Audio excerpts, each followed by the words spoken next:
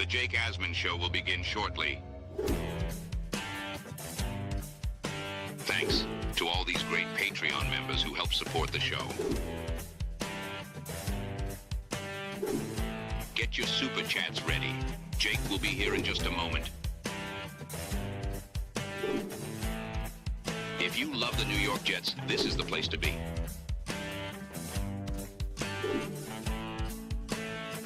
And now, the Jake Asman Show. Jordan Travis announced his retirement from football.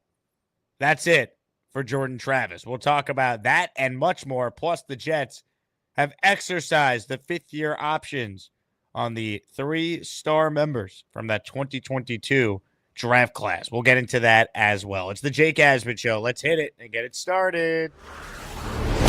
Man, our Jets are primed to win another offseason, baby.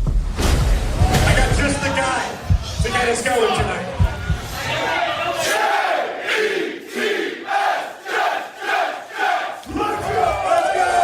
We bleed Jets green each and every day. Will the playoff drought finally end? Kings of the offseason, baby. This is what we do. At least we have Garrett Wilson. We have Brees Hall. Please subscribe and hit the like button below. Super chat, baby. Cut the line. We have Sauce Gardner. We have Quinn Williams. Prepare to be underdogs. Now it's time to talk all things New York Jets. It's the Jake Asman Show. Here we go. Here on a Wednesday. Was not expecting a breaking news show a couple of days after the NFL draft, but it's always something with the Jets. And unfortunately, this story involving Jordan Travis is a serious one, and it is not a good one. We will get into that. But quick announcement right at the start of the show. I'm decked out in Yankee gear today. I got the hat on. I got the Billy's t-shirt on. That's because it is official. June 29th, New York Yankees, Oakland/Sacramento/Vegas Athletics. It will be our first ever Asmaniacs at the ballpark. We will be sitting in section 223. Here's a view from the seats. I locked in 40 tickets. It's first come, first serve for Patreon members only. If we have any extra, we will open it up to the general public. But as of 5 minutes ago, the link went live on Patreon and in the announcement tab in our exclusive Discord channel. So if you've been on the fence about joining the Patreon, but you want to come to our next meetup, join the Patreon. Do it right now. You'll not only have access to these tickets, but you will also get your name added to the intro. You'll get 20% off all items in the merch store. You'll get the show in podcast form without any ads and a whole lot more. Check it out, patreon.com/Jake Asman Show. If you want to join us and you're in the Patreon or the Discord, if you attended the Knicks meetup, same concept. In the same section at Yankee Stadium, we'll do a pregame meetup at Billy's Sports Bar right across the street from the stadium. The owner, Joey, maybe he's watching right now. He's an Asmaniac. I've known Joey now the last couple of years. He's awesome, so he'll take good care of us when we show up at Billy's before the game. That's Sunday, June 29th. Go fast. You don't have to be a Yankee fan to join us. We're going to have a good time. So lock in your ticket, and once we sell out, we sell out. I can't guarantee I'll be able to get more tickets, so check it out. All right, let's talk about now a serious story, and that is Jordan Travis announcing his retirement. Now, he's not announcing his retirement because he doesn't feel like playing football. He's announcing his retirement because doctors recommended it. I'll read you part of his statement. On November 18th, 2023, my life and career took an unexpected turn. I gave everything I had to the rehab process, but despite my efforts, my leg never responded the way we hoped. After much prayer and consultation with my doctors and medical team, I have been medically advised to retire from the game I love so deeply. From a human standpoint, you got to feel terrible for Jordan Travis. Here's a guy that was leading his team in college football to an undefeated season. They were national championship contenders. He gets hurt on a play, and the injury is absolutely gruesome. He falls to the 5th round of the draft where there was some thought he maybe would be a day 2 pick.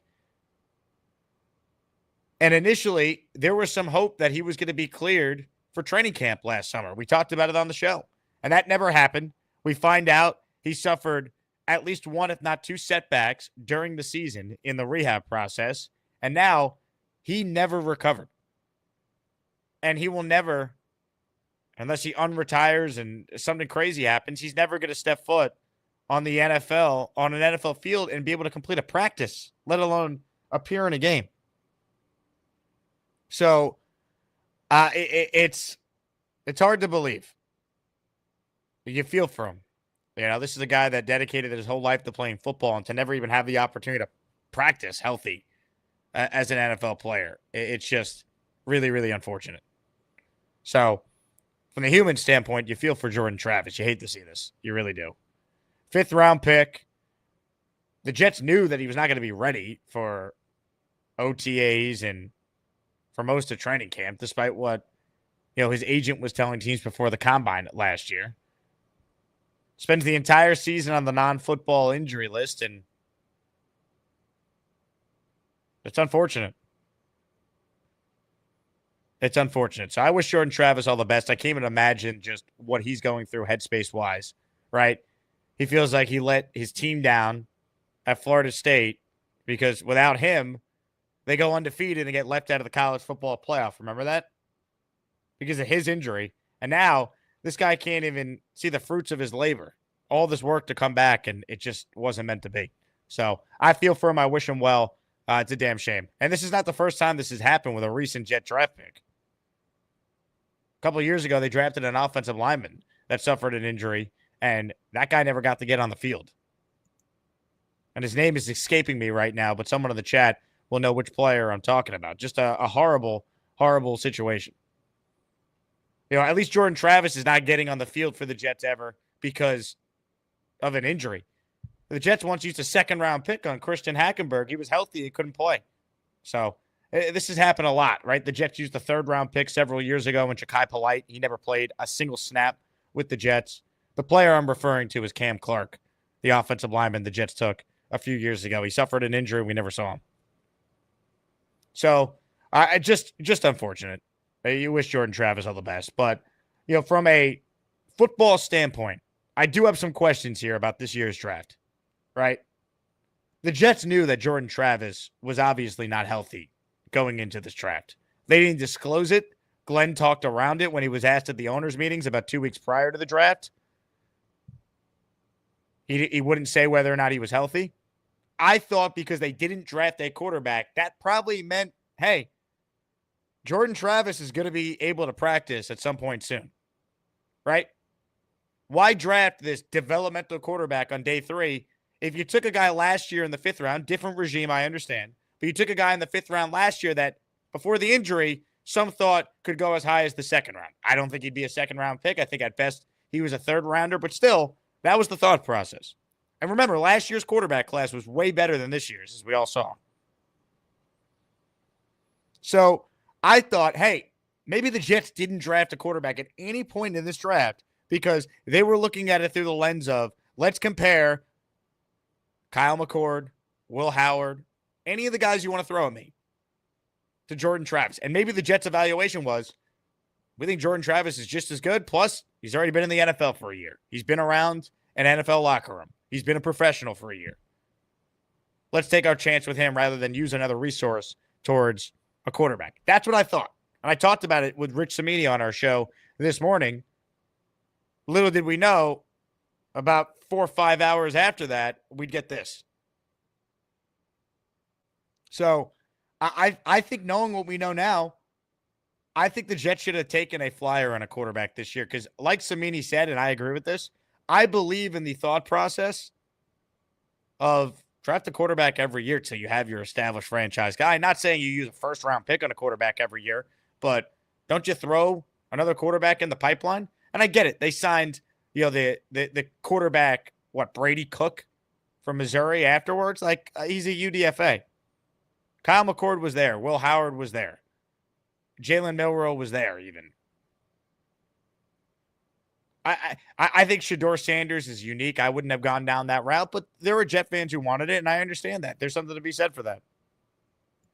But I just feel like there was a missed opportunity for the Jets to not add a quarterback to the pipeline. I gave them the benefit of the doubt because I figured, well, they obviously know the medicals on Jordan Travis. They must think he's going to practice. So I'm not going to go nuts over them not taking a quarterback because ultimately, like, how many quarterbacks in the NFL are starting currently that are not first or second round picks? There's not many. Right? It's really not. You'll give me Brock Purdy. You'll give me Dak Prescott. Am I missing anyone else? So it's rare. I get it. You can count it on less than one hand. But I just feel like you should throw someone in the pipeline. You know, Russell Wilson, I guess, is another name. So knowing what I know now, would I have liked to see the Jets take a quarterback on day 3? Yeah, I would. I thought they obviously were banking on Jordan Travis being healthy, and he's not. But they knew that. We didn't as fans. They did. They knew that he obviously was not right. So on one hand, there's not that many quarterbacks in the NFL that are non-first or second round picks that are starting.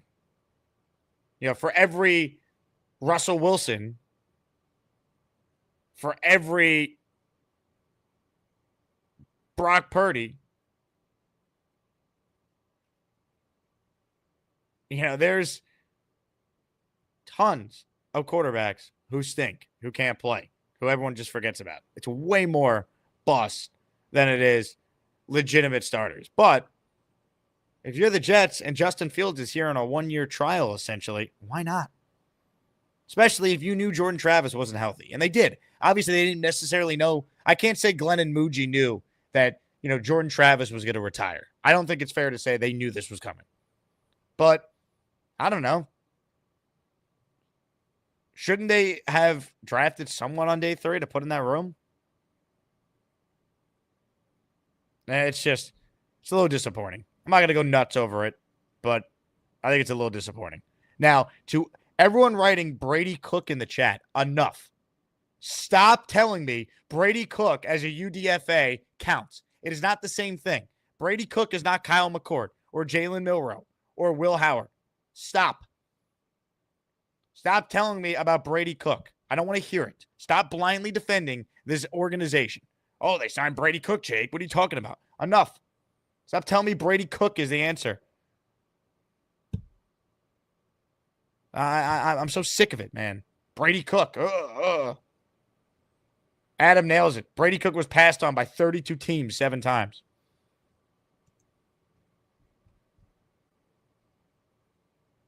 Like, please. And also, where are the people at that I had to have verbal arguments with? Now you got me fired up. Where are the people at that I got into verbal arguments with on this show for me having the unmitigated gall to say they needed to add a quarterback this offseason? Tyrod Taylor and Jordan Travis is not a real plan. There were actual arguments for people on the show saying that they should roll the dice with Jordan Travis, who had never practiced in the NFL before. Not once. Where are those people at? You probably feel pretty stupid, I'd imagine, considering Jordan Travis, unfortunately, is never going to play a snap on a practice field, let alone a game. Where are those people at? I mean, God, some of the calls I took on that, the Jordan Travis truthers. James says, yeah, Fields is not the answer either. In all likelihood, he's not, right? But he gives us the best chance, right? Everyone knows where I was at with Aaron Rodgers. I wanted him as the quarterback for 1 more year with Devontae Adams. I know that was our best path to having a good team, especially now if you have this offensive line with Rodgers. Wow. But whatever. But once you moved on from Rodgers, Fields was the only answer. He's 26. There's upside there. All these other options stink.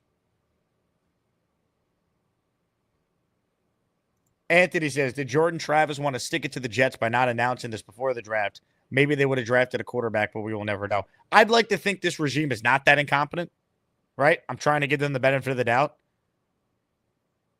I'd like to think that the New York Jets knew that Jordan Travis was not healthy, and they still just looked at their quarterback options, and they just didn't believe in any of these guys, which is fine. That's their right. Me personally, I disagree. I think Kyle McCord was a worthy dart throw in round 6. Philadelphia took him, and they have Jalen Hurts. New England took a quarterback in the 7th round, and they traded him to Dallas and got back a better asset. Right? The guy from Tennessee. I just think you should have drafted a quarterback. Once again, I'm not trying to go nuts over this. It is what it is. In all likelihood, they're taking a quarterback in the 1st round in 2026. We hope Fields is the guy. Let's be realistic. Even if he's the guy for a year, he could be like what Tyrod Taylor was to the Buffalo Bills or Alex Smith was to the Kansas City Chiefs. Good, but not good enough. Good enough to maybe go 9-8 and sneak into the playoffs, and not good enough to go far. So let's go trade up and get our guy. Or maybe our guy comes to us.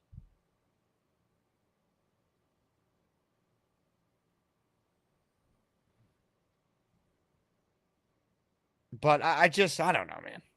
I don't think Jordan Travis tried to stick to the Jets by not announcing it. I mean, he had issues with the Jets last year, but that's a different regime. So, I mean, he talked about that on our show this morning. So, whatever. I mean, it's the Justin Fields show. Hopefully he's the guy. Ralphie says Tommy Cutlets. Honestly, you could do a lot worse for your number 3 quarterback than Tommy Cutlets. Guy's won games in the NFL. I'd take Tommy DeVito in a second as the third quarterback.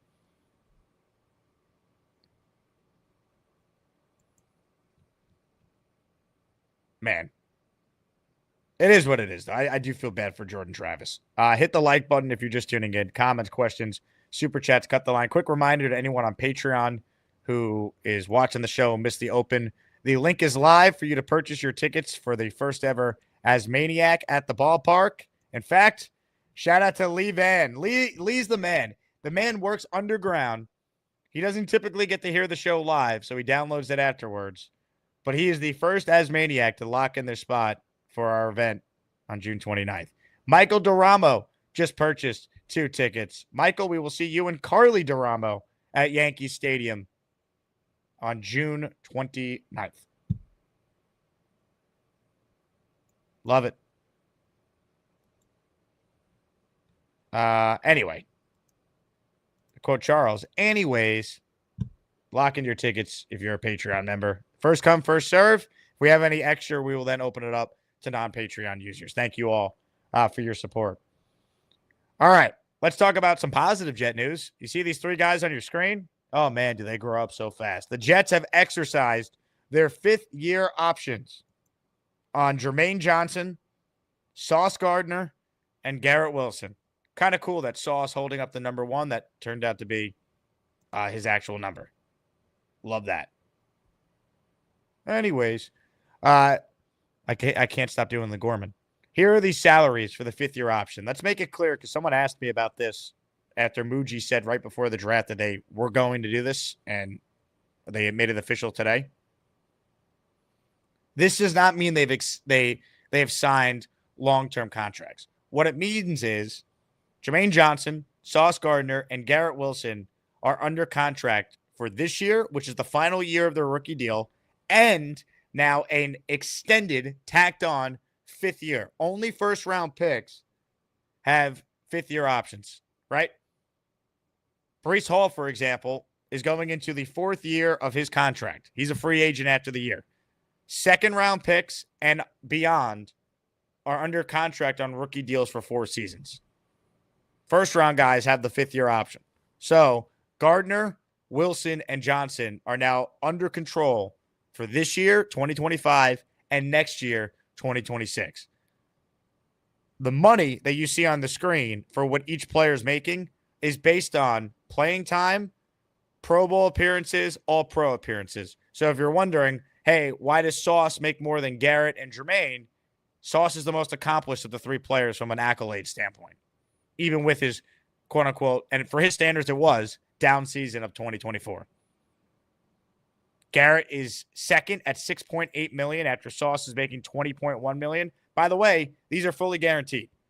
And then Jermaine Johnson, even coming off the Achilles tendon, they're still valuing him to the point where they want his 5th-year option picked up. And by the way, say it takes Jermaine a full year to be Jermaine again, $13.4 million for a guy who's already made the Pro Bowl as an alternate on his 5th-year option is a steal if he's as good as we think Jermaine Johnson is. And I love this about Jermaine. How are you as a Jet fan not rooting for this guy? Wants to be here, working his ass off. Remember he put out that tweet at the beginning of the offseason asking the fan base to be positive and buy into this regime? Jermaine Johnson saying, quote, officially here for year 5. Just want to take a little time to thank the Jets organization, Darren Muji, Aaron Glenn, and Woody Johnson for their belief in me and who I am on and off the field. Though I know it sounds corny, but it couldn't be more true. I have barely scratched the surface. As always, y'all will get everything I got. Go Jets. People ask me all the time, either on the DMs or on the show, which Jets jersey should I get if I'm going to get a new jersey? And you could easily get Sauce Gardner, Garrett Wilson, Quinnen Williams. There should be a lot of number 11 jerseys out there at MetLife this year. Jermaine Johnson is awesome. Made of the right stuff. Leader, character guy. Great dude. Great dude. That is a guy that you want to see have success here. He's a winner. So, I am rooting like hell, and I have a Jermaine jersey too. I am rooting like hell for Jermaine Johnson. I mean, do I think he's going to be amazing right away? No, but am I concerned he's still going to be a damn good player? I am not. He works too hard, man. If you follow him on social media, you see it. And this guy cares, man. I've used this phrase a lot. There's a high give-a-shit radar on this team with some of its young stars. A high give-a-crap rating. Jermaine Johnson, high give-a-crap. Sauce, high give-a-crap. Garrett, high give-a-crap. These guys care, man. They want to win. They care. They get it. They understand. Jermaine won at Florida State. Sauce won at Cincinnati. Garrett won at Ohio State. These guys have come from winning programs. It kills me that Quinnen Williams hasn't sniffed winning yet. Guys winning national championships at Alabama. It kills me that C.J. Mosley comes from the Ravens where he's in the playoffs every year and then comes here. And the best we could do for C.J. Mosley, who was the consummate professional, is 7-9. And he was hurt for most of that year with Gase. 7-10 the other years. It kills me, man. So hopefully Glenn and Muji could turn this around, man.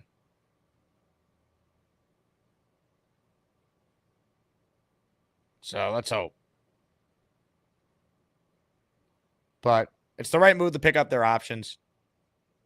You have team control. And by the way, this doesn't mean they're not going to work out extensions with Sauce and or Garrett.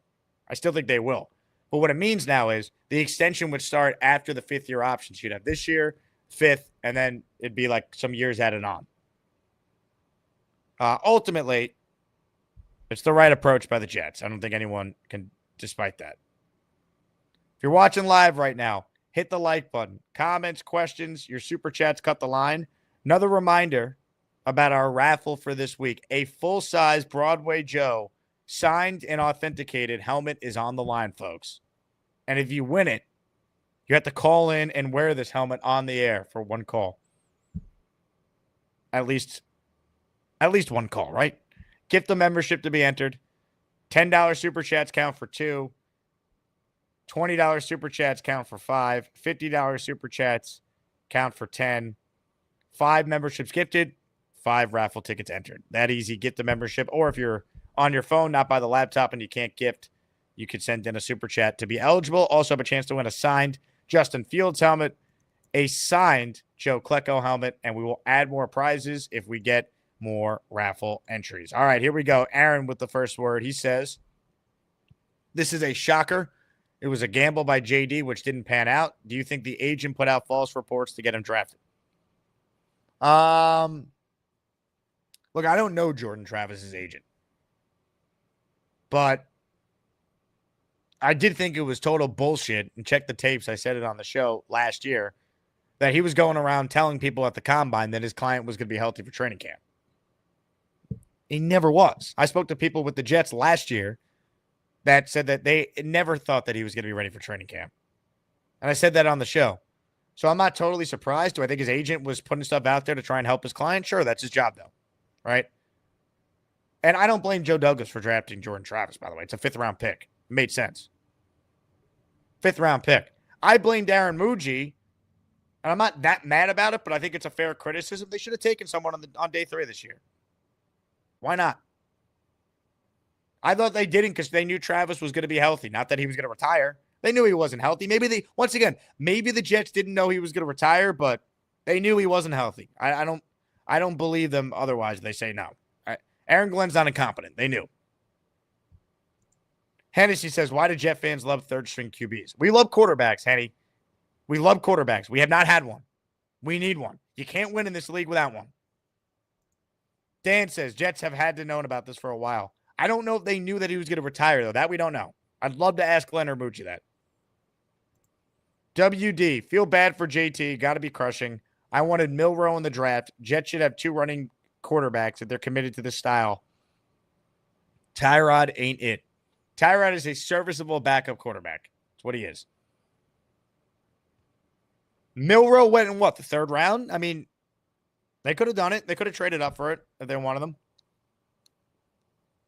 Packaged their 4th and 5th and moved up. I mean, whatever. I'm not losing sleep over not Milroe. I just think Kyle McCord was there in the 6th round. Will Howard went what, in the 6th round? Hennessy says, where do you think Sanders was on our board? I don't know if he was on their board. Does Shedeur Sanders, knowing what we know now, sound like an Aaron Glenn player? How do we know Shedeur was on their board? They could have took him off their board. Boomer Esiason said that he heard owners told teams to take Shedeur off their board. They don't want to deal with the Dion factor. They don't want to deal with all the attention a backup would bring. I don't think the Jets were ever going to draft Shedeur, if we're being honest. Sam says, who was the Final Four in Asmaniac Madness? I know Bonesy won. Who had the winning bracket? Thanks. Believe half of what you hear from Field Singlefans. Singlefans? Who was the Final Four in Asmaniac Madness? Sam, where have you been, man? All right, if you don't watch the show every day, you miss a lot. The Final Four in Asmaniac Madness, though, was, of course, Mr. Bonesy, our runner-up, King Lowski, Neil, and Gary 3D Boxing. They were the Final Four. And our champion is Mr. Bonesy, who's also, as we all know, if you caught the show yesterday, not just a shoe salesman now. He's now an attorney at law. Are you an actual lawyer or what, man? Yeah, I am a lawyer. If you in trouble with the law and you need a lawyer, you better call Bonesy. As maniacs unite when the beast is in trouble, so you better call Bonesy. Ignore the shoes behind him. Those are law books. Those are law books.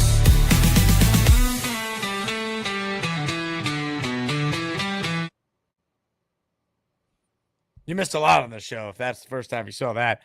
Bo C is in the raffle for 10. Hell yeah, Bo. Appreciate you. 10 spot. Here we go. Now, give me money. Or I shoot him. And I shoot all you motherfuckers. And then we take it. Your choice, bitches.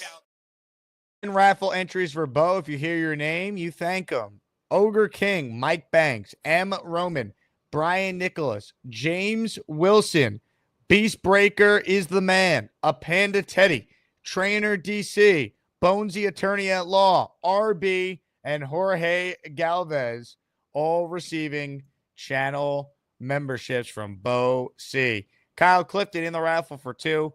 I wish I knew enough about Travis to care about this one way or another. Sucks for the kid either way. That's why I opened up with the human standpoint. I hope this guy's surrounded by good people because, I mean, I can't even imagine his life, how depressing it's got to be, right? The injury that ends now his pro football career also ended his team's chance at winning a national championship. They were undefeated and left out of the college football playoff in the last year. It was a 4-team system because the committee said your team is not good enough to win without Jordan Travis. And by the way, I know Florida State had a lot of guys that went to the pros this year, but they sucked this year without Jordan Travis. They were one of the biggest disappointments in college football. One of their few good players actually got drafted by the Jets and A.Z. Thomas. Where's Ricky NY? I hope he's okay too. Forget about Jordan Travis for a moment. Where's Ricky? Is Ricky okay? Also, let's produce the show on the fly. Gator, what are we going to do about the intro for Ricky? Is it still fair game to play this? I'm Ricky, New York, and I love to smoke. Florida State, I really love Florida State. Jordan Travis, you know he's from Florida State. At any rate, I call into smoking debate. Florida State, I really love Florida State. At any rate, thanks for taking my call, Jake. Can we have the Jordan Travis line? Can we replace it to something about Jermaine Johnson? We know he's going to be here for at least 2 more years. Man. At any rate, let's get to your calls, shall we? Open phone lines if you want. And the Hamburger's going to start us off today. Hamburger, great to see you at the event last week. Yes, sir. What's up, man? Man, I had a good time. So did the wife. It was really awesome meeting everybody. I had a great time. Love that. Love that. I'm glad you had a good time too. Hell yeah. We had a great time. It was definitely fun. We took the train in, and then my neighbor ended up driving us home, and I get home, and me and my wife both realized that both of our cars are at the freaking train station. So I had to fire up the Camaro at 10:30 at night. Well, I already had a few drinks, was not a good idea, and go grab at least her car so she can get to work in the morning. Man, well, I appreciate the commitment to be there, Hamburger. Yeah. We saw greatness. So I want to, for the Jordan Travis, my injury to my ankle was almost identical. His was a little bit worse than mine, but I completely understand on why the kid can't play anymore. I mean, the ankle injury for me, it's now almost, coming up almost close to a year since it happened through 7 months of rehab. And it's not there, man. It's like, I can't run, even though I'm a lot older than he is. I got about 30 years on him, but still it's a devastating injury. And I'm not that surprised that he couldn't come back, and that I'm sure he gave it the best shot he could, but it's a nasty injury. It just doesn't come back right. It was dislocated. He had a tri-fracture. I had a bifracture. So he had another smaller bone that broke, and I had the 2 outer ones. So it's a devastating injury to try to come back from. So I understand that he's not coming back. I'm sure they might not have known. I'm sure he tried to push it over, the spring and stuff like that, and it just wasn't doing it for him. It's understandable. It sucks. I feel bad for the kid, but I guess we got to look for somebody to fill that role as the third string at this point, right? Connor Cook, according to someone in the chat, he's the next Greg Jet quarterback. I'm already seeing it. Yeah. We'll see. Listen, I thought the Or draft Brady went Cook, well. sorry. Brady Cook. Brady Cook. I like the picks. I particularly like the first round pick and the second round pick. I'm not that, over the hill about the wide receiver we picked up. A lot of drops, but who knows, man? Maybe he'll get it together. He's got a lot of speed. So we'll see. As the summer comes along and we get closer to summer camp and things like that, I might start getting a little excited about the season. I'm intrigued. I'm hoping that something happens this year. Hopefully we're a little better than last year, and we could have some winning football. We'll see. Jury's still out on the coaching staff, though. The picks I like what they've done so far, but still, you got to put it together on the field. Man, that's the plan. I just think once again it's going to come down to coaching. You know what I mean? Like, yeah, I like what they did in the draft for the most part. I'm not going to nitpick some of the day 3 stuff. We'll talk about it because it's a talk show, but coming down to coaching, right? I mean, like, if they unlock Justin Fields, they have a talented team around him. Like, there's talented players on offense. There's really good players on defense. It's going to come down to that. It's cliche, it's boring, but it really is all about Glenn and this coaching staff. I would agree 100%. Yeah, it comes down to can this kid put it together? Can he take that next step?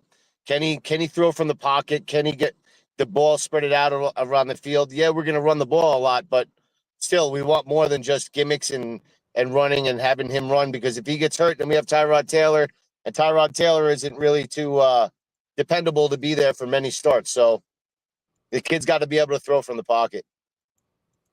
100%. We'll see. Hopefully he takes that next step. Time will tell. Hey, so the tickets that I won to the Yankee game, what's available to that? Is it I don't care. I'd prefer like a weekday. I got some guys at work that are Yankee fans. I asked my daughter and my son, they have no interest whatsoever Wow, at going even to Yankee. Yeah. No. Wow. My daughter is like anti-Yankee, like beyond, like worse than me. Like she's bad. I have a video of her at 2 years old. She was screaming, "Let's go Mets. Let's go." And I swear to God, I did not teach her this. And I go, "Let's go Yankees." And she goes, "Nah." So it's a cute video, but they have no interest in going to Yankee Stadium, believe it or not. That's crazy. Well, I'll tell you what, Hamburger. You might be a Met fan, but you won the 4-pack fair and square at the draft party. So give me some dates that you're available to get 4 tickets for, and I will see if my contact who is donating these 4 tickets has those tickets available in his plan, and I'll come back to you with that info. So just shoot me an email or message me on the Discord, and we'll come up with some dates that work for you. Yep. And what's it, 2 tickets or 4 tickets? 4 tickets. Awesome. Yeah, I'll take a few of the guys from work. They're diehard Yankee fans. So yeah, that'll be great. Yeah. All right, man. Listen, man, I appreciate it. It's good seeing you, and keep in touch. Hamburger, all the love, man. Appreciate it. Hit the like button if you're just tuning in. And once again, speaking of the Yankees, if you're on Patreon, you could buy your ticket now. We have 37 left because 3 already went since the show began. 40 tickets. If we sell out of the 40, I could try and get more, but we have 40 to start. This is the view from the seats, section 223. We're right on the third baseline. It's a great view. Hopefully the weather cooperates. We'll have a meetup at Billy's in the morning, 11 a.m. It's open for all ages. Someone reached out to me that already had actually tickets to that game and asked if they could come to the meetup beforehand. 100%. 100%. If you're going, you can meet us there. But if you want to sit with us in the same section, then lock in your spot. The link is posted on the Patreon dashboard and on the Discord. And I think we will sell out. But if we don't, then I'll open it up to everyone who's not a Patreon user. But if you're not a Patreon user, this is the best day to do it. Patreon.com/Jake Asman Show. More of your calls right now. Ladies and gentlemen, this guy is smirking. I don't know what he thinks is so funny, but we'll talk to him now. Knockouts don't matter if you land enough jabs. You can do a music. The broke-ass Yankees. This is funny. It's like a silly little thing, like the Yankees. LOL. It's just funny. So you're laughing at your own joke? Is that what no, I'm just you said the Yankees. It's funny. It's the Yankees. It's like that little the New York Yankees. That little thing. 27-time World Series champions. They can't afford to sign their own players. The little broke-ass Yankees. It's funny. It's just funny, Jake. I don't think that's what happened, Gary. They said 700 million, and the Mets went 1 million more, and Soto said sold. Right? Like it was one of those things. It's like whenever the Yankees are done bidding, one of the big boys will just come in and say $1 more and get the deal done. And that's exactly what happened. Peter Castro says not funny. Yeah. The Yankees. See, I know what you're trying to do to troll. It doesn't bother me. I'm not trolling. I don't even think it's a good troll. Like there's so many better ways. It's not a troll. The Yankees. It's funny. The broke-ass Yankees. It's funny. Little brother. That's all the Yankee fan needs to say if we're gonna play this game, Gary. Come on now. Hi, little brother. You care so much about the Yankees. Clancy, I like because Clancy doesn't get triggered by Clancy's not a hater of the Mets, so I don't like dragging him into this pissing match. You started this pissing match. Nobody's saying anything. I started. This has been going on since World War II. I started this. No, I didn't start World the War Mets II. Yankee pissing match. I know the Mets didn't exist then. World I'm War fully II. aware. I thought you were a man of history. What year I'm aware the Mets didn't exist in World War II. I'm just saying it goes back a long time. What year did the Mets exist? 1962. So World War II, I believe, ended in 1945. I'm fully aware that the Mets didn't exist in World War II. And what year did the moon landing happen? Yet to be determined. 1969. You son of a gun. Allegedly. No, it happened. We stepped foot on that thing, baby. Any evidence to support that theory? Yeah, Dave Briga told me so. He was alive when it happened, so clearly it's real. And unlike you, he believes in achievement. You bum. He does. He can't explain what that means, but he certainly believes in achievement. Speaking of, and I'm not trying to be like, "Haha, I told you so." I told everyone when they drafted Jordan Travis, there was a 0% chance he'd ever play a meaningful snap for the Jets. I'm not like it was a waste of a pick then, and it made no sense then, and like it is what it is. I don't know if that's true though. We didn't know that he'd never play in the NFL. Well, he wasn't going to play last year no matter what, regardless. Even if he was perfectly healthy, he wasn't going to play a meaningful snap last year, right? I mean, this past season. So he was going to be gone with the new administration anyway, right? He wasn't going to be your quarterback of the future. So what was that? That's why it really wasn't for picking a quarterback this year either. Like, we can go get a third stringer off the scrap heap. Like, it's not that serious. Like, I'm sure Mike White, his phone is waiting to ring, right? Like, it's getting a third string quarter. If you have to play your third string quarterback for a prolonged period of time, the hope is that you're drafting a guy with upside that could maybe at one point be your guy. That was the appeal of Travis, that he's only a 5th round pick and not maybe a late 2nd, 3rd round guy, where there's been guys in the league before that have started and won Super Bowls from that draft spot. The hope is that there was value there. So it was a 5th round pick. It didn't work. It's not like the Jets are hamstrung because they missed on Jordan Travis. That's why you do it in the 5th round. I wasn't upset at the pick. I just knew that I knew he wasn't going to play for the Jets, right? It's fine. If you wanted to take a quarterback, I wasn't for taking a quarterback this year either. If you wanted to take one in the 6th round or whatever, all right, whatever. I'm not going to get upset over it. It's fine, But you could have. Hey, Brigga. He's in the chat. This guy needs to be pulled off the stage. Awesome, Dave. Awesome. He's going to come in here and babble incoherently like a senile says, old man. I need Beast to sit on Gary and fart. Beast, let it rip, buddy. What? I didn't even eat anything yet. All I had was this. Diet Coke. Good stuff. How you doing there?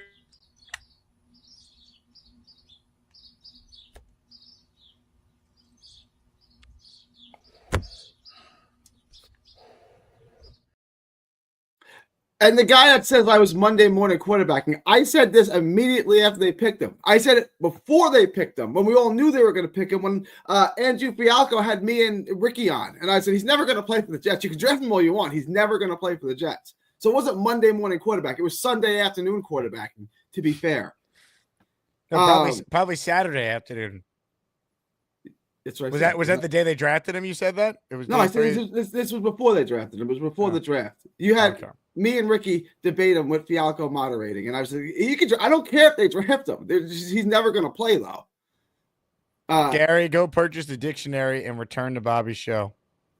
A dictionary? Why a dictionary? I don't. Do you get the dictionary thing? I don't question Dave Brigga. I'm just asking if you get it. I mean, do you understand why a dictionary? I'm not the best speller in the world. That's true. But, I mean, I don't know how that pertains to this conversation. This is a little weird. You'll take anyone's side over mine. You really will. Anybody. That's not true. We were Stalin could come in here and argue with me, and you'd be like, well, Stalin makes a good point. You would. Well, it depends on what the point was. If Stalin says he believes the moon landing happened, I'd have to take his side. No. If he makes a good argument, if he produces evidence, then sure. But that's all I ever asked for was evidence. You're the one who has to produce evidence. You're the one saying you're produce evidence. I don't believe you. No. So the way logic works is when you make let me finish before you try to bring it. I'll let you explain how logic works. Go ahead. You're the one saying that a commonly accepted thing that happened didn't. The burden of proof is on you, not us. That's not how logic works. That is exactly how it works. In logic, the one making the claim has to produce the evidence. They have what's called the burden of proof, right? You're it doesn't making matter the claim. If a lot of people, you're saying we didn't go to the moon. And I produced the evidence on why I think the moon landing was fake. If you're saying people walked on the moon, go ahead and produce the evidence, but you can't, right? So no matter what it is, right? Whoever makes the claim has to produce the evidence. That's why you can remain silent if you're being accused of something. I didn't make the claim. I'm going to sit here, shut up, and let you make the case. That's how logic works, Jake. Like, if you don't like that, It's kind of too bad. Like, it doesn't change the fact that that's how logic works. The burden of proof is on the one that makes the claim. If I say I don't believe your claim, prove your claim, I don't have to prove anything. It's like kind of logic 101. Like if what's his name? Bobby Beasley, yes. Bobby Beasley says that he went to high school with Beastbreaker. He's got to produce the evidence. Beastbreaker doesn't have to do anything. He's the one that made the Beastbreaker claim. says you're a fraud and go back to Bobby. So he's calling Bobby a fraud as well. Okay, Dave. There's a reason why your life turned out the way it did, pal. Right? Like, what's wrong with Dave's life? Ask him. Like, there's a reason for it, right? Like, wait a second. I'm not gonna bury the guy. He comes in after me, right? I don't do anything but speak words of affirmation to people. I tell everyone to go be the best version of himself. Dave Brigger comes in here because he's unhappy with how his life turned out and tries to rip other people down. Wait a second. He does it all the time. Hold on a second. Where are you getting this idea that Dave Brigger is unhappy with his life? I don't think that is true at all. Via his actions. Happy people don't act like that. I think Dave Brigger is a wise man. I don't think he's unhappy. What evidence is that he's unhappy? The man believes that he comes in and attacks people. He out believes of the in blue. achievement. He attacks you for your asinine takes. How's it's Bobby. It's anyone who ever disagrees with him. If you Okay, I disagree love with him, Bobby, but Bobby says some questionable things that the chat sometimes. But it's not just to. Bobby. It's systemic. It's one guy after another. Have you heard what comes out of your mouth? What was that? I said, have you heard what comes out of your mouth? What?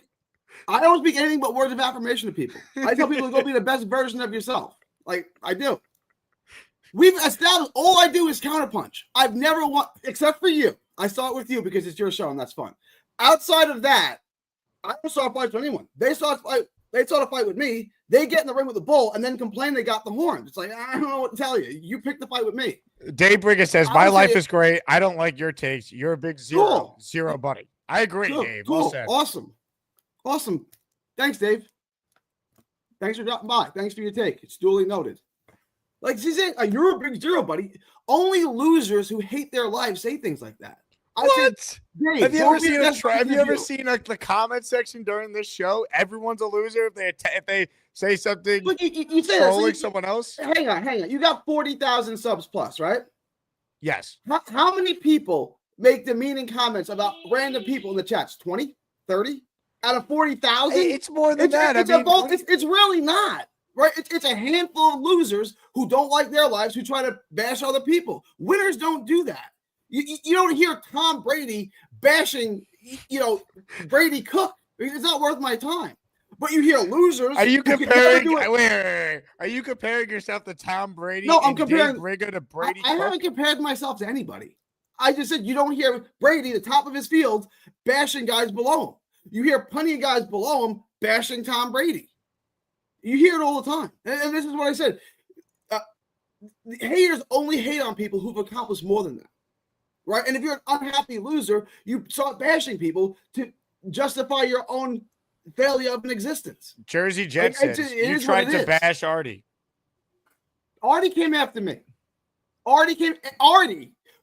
This is the okay. I'm not going to bash Artie. This is what happened. Artie wanted me to lose a contest, so he came on and accused me of hating women. Is that like if I came on and said, you know what, I want Artie to lose a contest. Artie hates blacks and Jews. Is that a cool thing to do? Is that like a cool thing to do?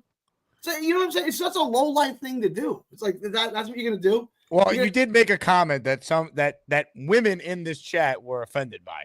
All right, then they can be offended. Like that's fine. They can be offended. That's their right to be offended. I don't know what that and like $3 is going to get you on the subway. Gary bashes Derek Jeter every chance he gets. What's that tell you by his logic? Yes, I hate Derek Jeter. That's fine. Derek Jeter. So you're a hypocrite. Where's the hypocrisy? You just said you only counterpunch. Derek Jeter is a better baseball player than I. I openly acknowledge that. Okay, Zach Wilson's a better quarterback than I. That doesn't mean you can't be critical of him. What are you saying? That's my entire point, is you criticize those who do more than you. That's my entire point. If people criticize those, people hate on those who do more than them. That's my entire argument. Dave Brigger says, I don't hate anyone, pal. Your words say that. Your actions say the exact opposite. You calling Dave Brigga unhappy with his life, I think, is a low blow. All right. I mean, he comes up and calls me a zero, buddy, right? Like, he does it all the time. He's right. Okay, fine, then he's right. Like, but I'm allowed to counterpunch. You call me into the ring to spar, and then you get hit, and then say, why did you hit me? You wanted to spar. What do you want me to do? Like, I'm not your punching bag. You wanted to get in the ring with me, right? Don't complain when you get hit. Well, I think there's a guy on the line. You said, Gary, get in the ring with me. Get in the ring with me. Okay, I'll get in the ring with you. You want to get in the ring? Here we go. Ladies and gentlemen, sports fans of all ages, welcome to the event of the year, the moment you've all been waiting for. This is the Asmaniac Rumble.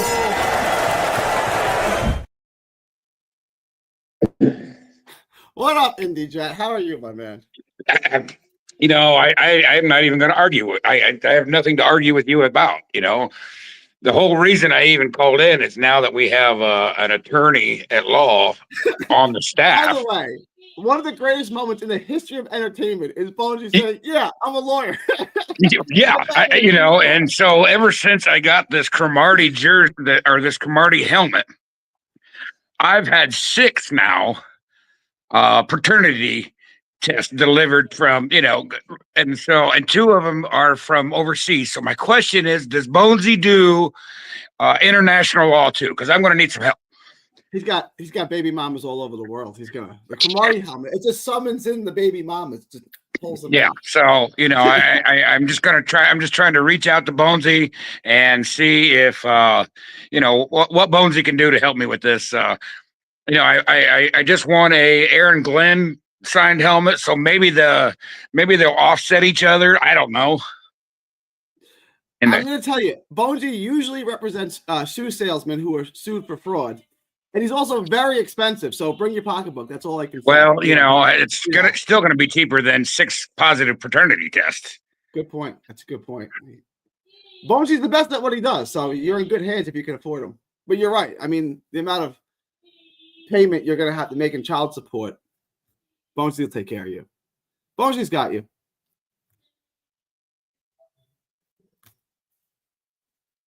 I feel like I need a sandwich.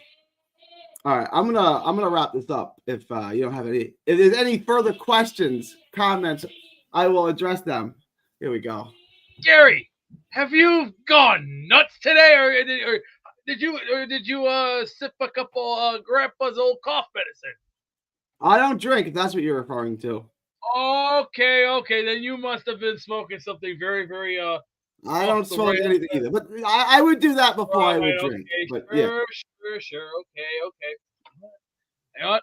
Wrap this up. Wrap it up. You know, not gonna.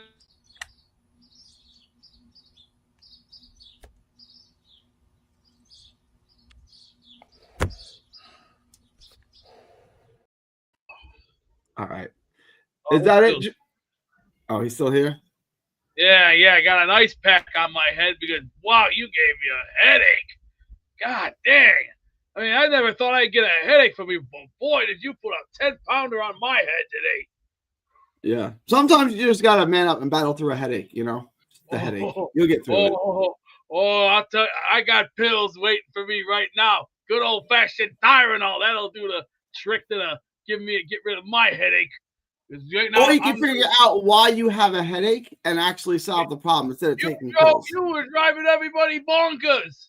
I've never seen you go bonkers. The last person I've seen going bonkers was on Willy Wonka and the Chocolate Factory, 1971. I've never seen the movie. I know it's a movie. I don't get the reference. I've never seen it. You did not watch Willy Wonka and the Chocolate Factory when you were a kid? What's wrong with you? I know what it is. I know it's a movie about a kid who goes to a chocolate factory. I've never seen it. Are you crazy or something? What are you crazy? Maybe a little bit, right? Like I'm a little bit crazy. I've seen the movie. I've read the book. Wow. This is unachievement. Very unbelievable. Unbelievable. Wow. This is the lowest I've seen in maybe 30 years. I mean, I went to school, high school, college, and now I got to see this. Wow. This brings me back to my days in 3rd grade watching that movie. Holy crap. Are you an actual lawyer or what, man? Yeah, I am a lawyer.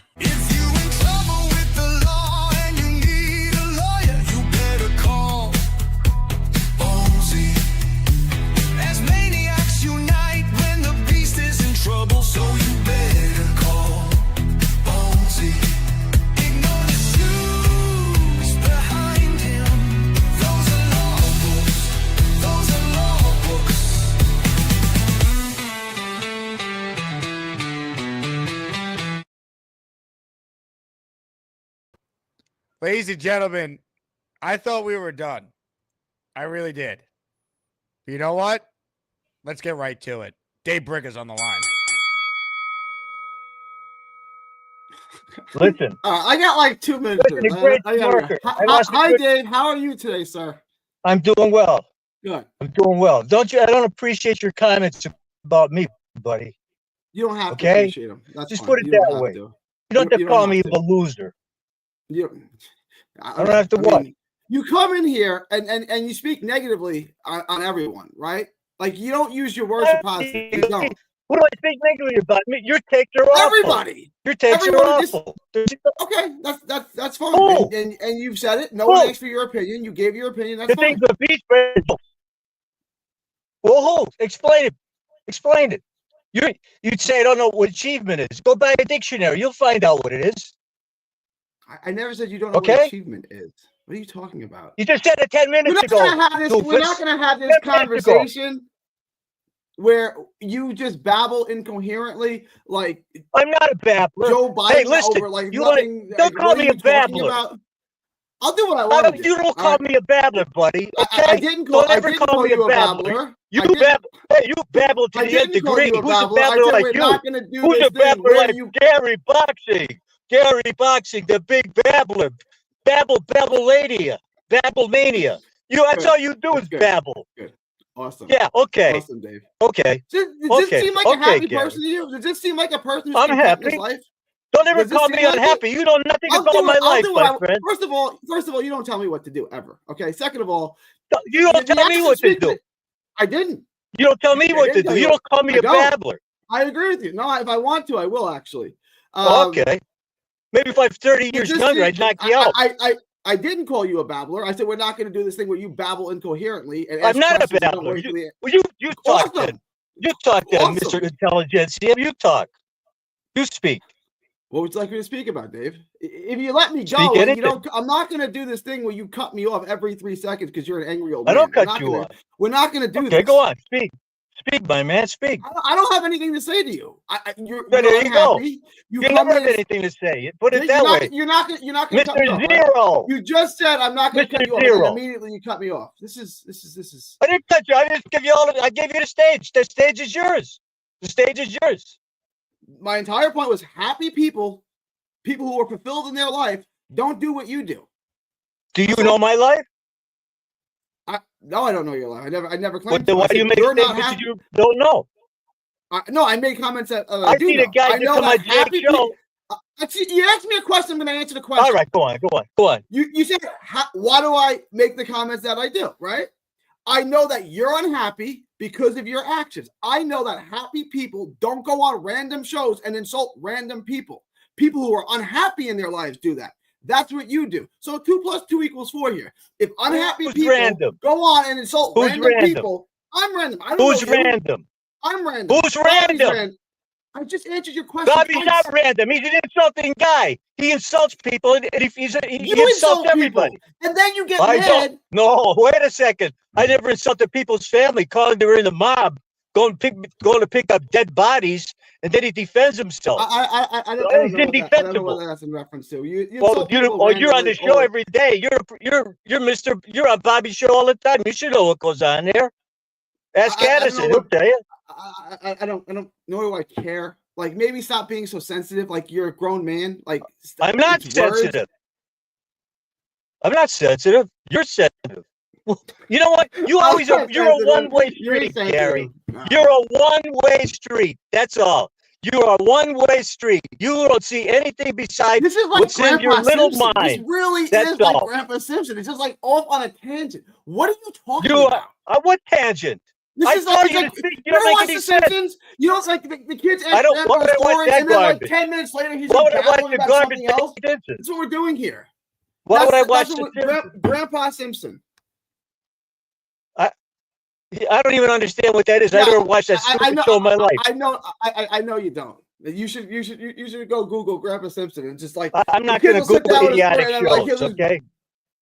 babble I'm not gonna- incoherently about something else. If that's I what don't we're doing babble here. incoherently. You're Oh, a not at babble. all. What tell me I Not- babble What do you? Hey, you know It's what? like Pee Wee Herman. Smirk, my I'm not friend. a babbler. You're a Smirk, babbler. smirk, I'm not incoherent. You're smirk. incoherent. Keep It's like talking smirking. to a 5-year-old. Keep smirking. Drink more coffee. Or go get a piece of meat. Go get another piece of meat. will. Shove it down your throat. Maybe you get a will. brain someday. Yeah, maybe. Yeah, Everything, maybe. I don't know. everything you say is insulting. Maybe you'll get a brain one day. Like Miracles are possible. Happy people don't act like that. There we go. You don't. Are you a very happy man? You're very happy I'm man. not insulting You're you. on every show imaginable. I'm Every not show insulting you. imaginable. You're You're on not every show insult- imaginable. Okay, what's the insult here? I'm not trying to insult you. You insult yourself. What are you getting? You at? insult yourself. Cool. What are you getting at? I'm not getting anything. You just babble. This is what I'm saying. It's I'm incoherent. not babbling. Grandpa Simpson I time. explained It's like, to you 100 what are you times. talking about? I explained to you 100 times. You only see what Gary wants to see. That's it. That's all. You only see what Gary wants to see. You're a one-way street. Cool. You only see what Gary wants to see. That's all. Cool. Gary's take. Awesome. Gary. Awesome argument. Now look what you've done, Gary. No more protection from the Asmaniacs. Had to pull you out of the chat and cast you down with the sodomites. Some time in here will feel like you've been run over by the lane train. You understand me? You catch my drift? Give him another 24 hours to think about it.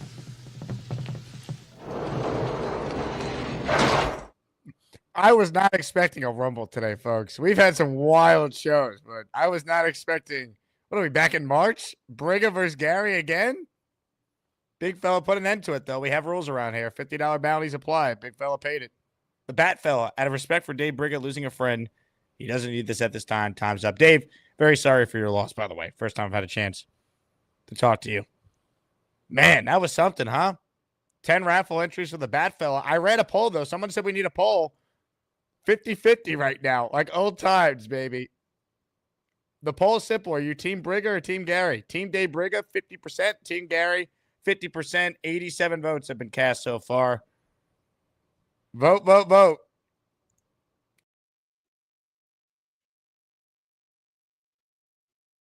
I thought You were supposed to come back on. Neither were you, Dave. I'm having StreamYard issues switching between slides, but they're still there. The rules are rules. Gary's in the hole. And the Rumble's over. Wow. Where do we go from there? Dark Crypto, thank you for becoming a member again. You're in the raffle for one. Omari says Elijah Moore to the Bills. He stinks. I do not care. I did enjoy the Bills GM giving it to two Buffalo radio hosts, though, and what was a heated back and forth. Hennessy says, I don't know how Gary isn't an atheist. Hold on. Gary, you there? No, he's gone. I was going to take him out of the hole for a second to ask him that.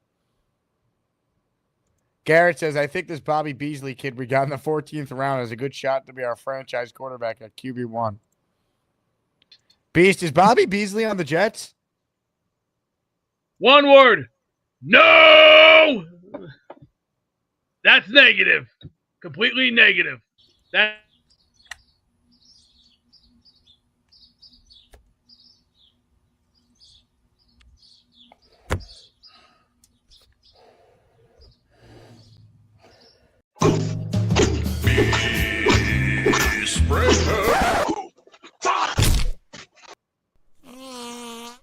Smash the like button. More of your calls right now. Philly Noodles is next. What's up, Philly? I just had an hour's worth of traffic, bro. That was great. So I have a video of like 70 minutes of just that video of Beast on loop. So I might throw a commercial break one day. Just put Beast up shirtless. I think you should. Bro, that following what just happened, listen. Unreal. I'm not lying. Gary will be a Nostradamus sometimes. Like, yes, he did say that about Jordan Travis. I remember that call. But at the same rate, he is literally like whatever, like Aristotle on crack, because the butter has congealed in his brain. You can't sit here and tell us that in one hand, you need to come up with a burden of proof if you're Bobby Beasley. But I don't need a burden of proof that I'm saying that something that's factually right is incorrect. No, you are literally the defendant. You need the burden of proof. You Right. need to He's come up. claiming it's not true. We all accept it to be true. It's on him to prove it's not true, not the other way around. That's what I don't get. To me, listen, it's clear-cut narcissism. I like the guy, but it's narcissism. Like, he has to be right. I'm like that sometimes, so I get it. Until people tell me. Like, I had a coworker in New York. He would be like, yo, bro, you're a fucking douchebag right now. Excuse my language. And I'm like, yo, you're right. You're right. You're right. I'm like, you're right.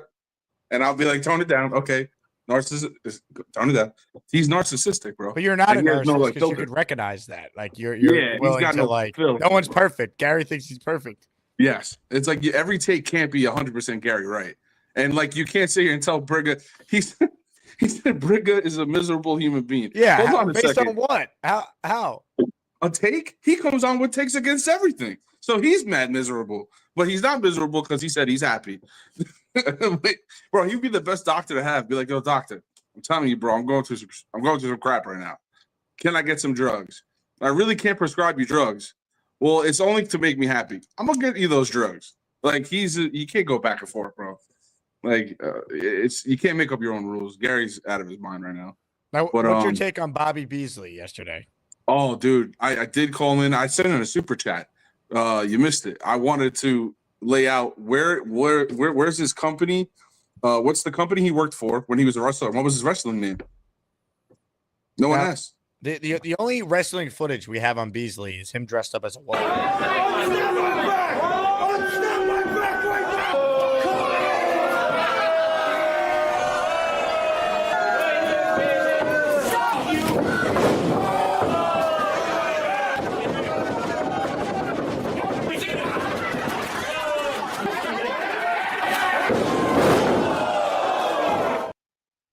Bro, I know a dude on Long Island who this kid Zach, he is a referee for one of those like leagues, wrestling leagues. I should hit him up on Facebook and see if he can get like some real down low scoop on Bobby Beasley on the underground circuit or something. So you're Team Beast, though, right? It's amazing how the chat is rallying around bro. Beast. It's great. I know. Listen, he cut back all the quintessential racism, and he's the man now, bro. Cut it all out. He's the man. As long as he keeps farting, gobble-booing, I swear to God, that's my boy, bro. I swear to God, that's my boy, bro. I'll throw a drink back with that dude, bro. That's great. Bro. Dude, I'm telling you, I think it took Bonesy doing what he did, though, because Bonesy carries a lot of weight. If the winner of Asmaniac Madness is coming to the Beast Breaker's defense, even if you're not on board with Beast, you still got to defend him because he's our guy, right? I swear, you have to. It's the community. Like, you don't turn it back on. Like, you just can't do it, bro. You can't. And Bonesy, bro, I gotta commend you for that.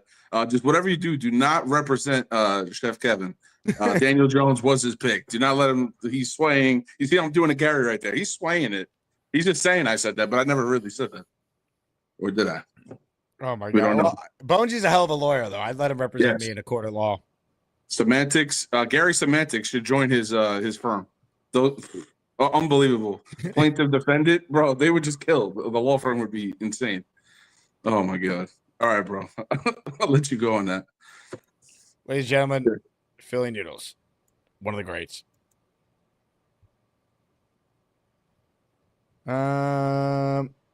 Peter Castro says Jason eating Joey Parmesan. Beast, can you clarify something? You're not eating Joey, right? Mr. Castro, this is the last time I'm going to tell you. Enough's enough. Quit it. Quit. Enough's enough. Just stop. Guinea pigs are being taken care of. They're prey animals. So either cut the crap, stop your BS with me, or you're going to hear this.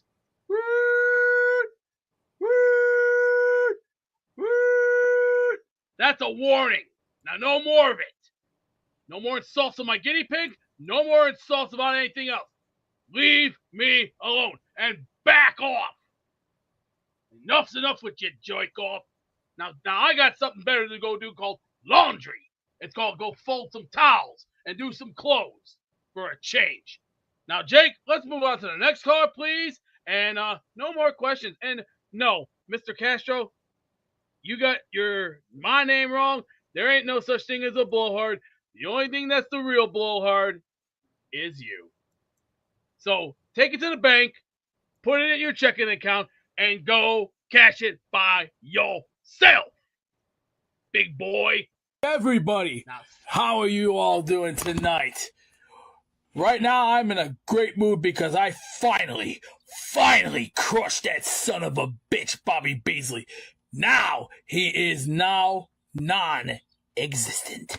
He's a low-life, cocksucking, smuggling piece of human garbage. He's been destroyed, and now, after being exposed all over the Jake Asman show, now the time has come for me to be at peace. And, after all, after what he's done for 3 years, he's finally been exposed. I warned you, Bobby Beasley, that this day will be your last. And it was your last.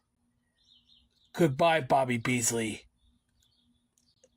I'll see you in the pits of hell. And when you get there, make sure you burn in hell.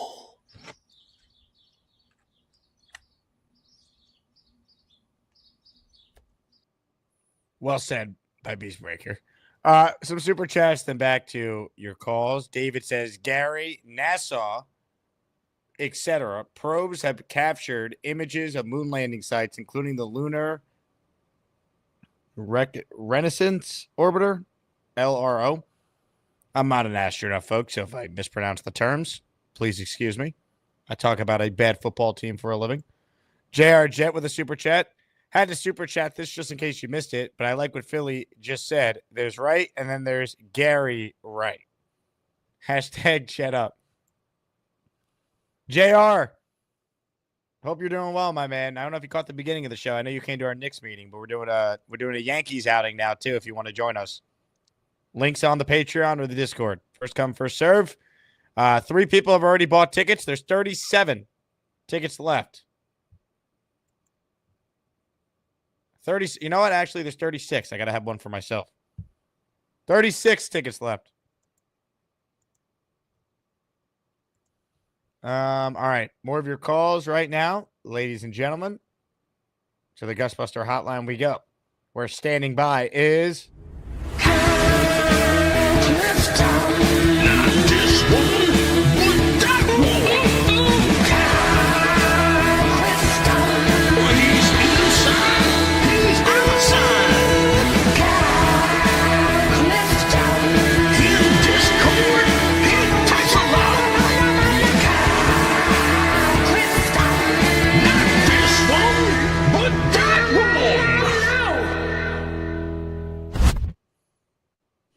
Reconnaissance, Jake.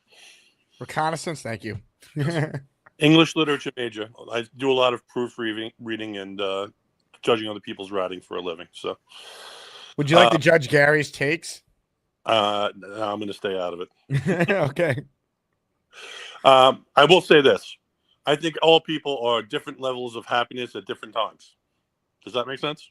100%. I mean, I was miserable last night watching the Knicks, so I totally feel that. Yep. Also, I think that guinea pig has kind of a sour aftertaste, so I don't think that Beast would enjoy that at all. So I believe him when he says it's not. You would never eat a guinea pig, though, would you? No, I would not. No, I would not. No, I would not. I'm very sensitive to animal rights issues. Does this mean with the fact that Tyrod is a free agent next year that we're probably going into the draft looking for 2 quarterbacks next year, a la the then Redskins when they drafted Griffin and Cousins? Well, it's interesting because Fields is under contract for 2 years, so I think he's probably going to be back regardless, right? Because, I mean, he could be the bridge until the rookie's ready. He could be the backup if that rookie's really ready to start. Right. He would what? He would really have to crash out. Like, Yeah, or like it had to go so bad where like his relationship with the coaching staff is bad and they just want to move on from him. I think he's going to be here for the full length of his 2-year deal. I just don't know if he's going to be the guaranteed starter for 2 years. He's the starter this year, unquestioned. If they're 6-11 next year, I think he's in a competition with a rookie in training camp. But you would agree though that Tyrod's probably out the door next year, right? Tyrod is a free agent, so I think this is his last year with the team. Yes. Yeah. Okay. That's fine. I just want to encourage all the callers and all the listeners just to try and be a little bit better to one another, right? None of us are perfect, not even Gary. And I don't particularly perceive Dave to be hostile. Maybe we all have our moments, so let's try and put our best foot forward. That's all. Well said. Ladies and gentlemen, Kyle Clifton. Not this one, but that one. Andrew says, I predict week 6 will be calling for Taylor to start. I mean, what's the Jets' record? Like Tyrod Taylor, if he plays 17 games, he's not making it through. If he needs to start a couple games for you, you're not screwed. That was the thought process. All right, there is not a soul on hold right now. So, a couple things here. 1, call in. If you're a new caller, you go right to the front. 2, ask me anything in the chat. Jet related, draft related, Beast Breaker related, and I will do my best to answer it. It could be, hey, Jake, what are you having for dinner tonight? The answer, I don't know. I haven't figured that out yet. I had a late lunch.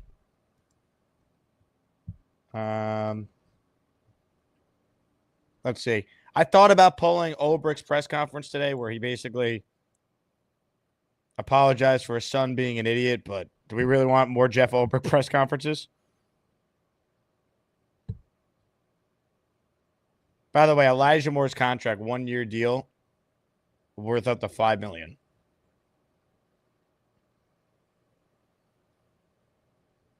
So he probably got like a $2 million base.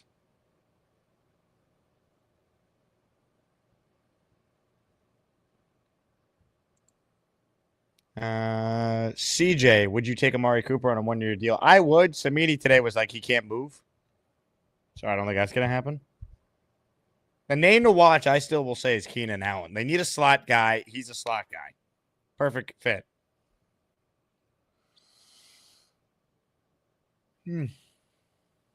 Mother effing Chew says, I would try guinea pig.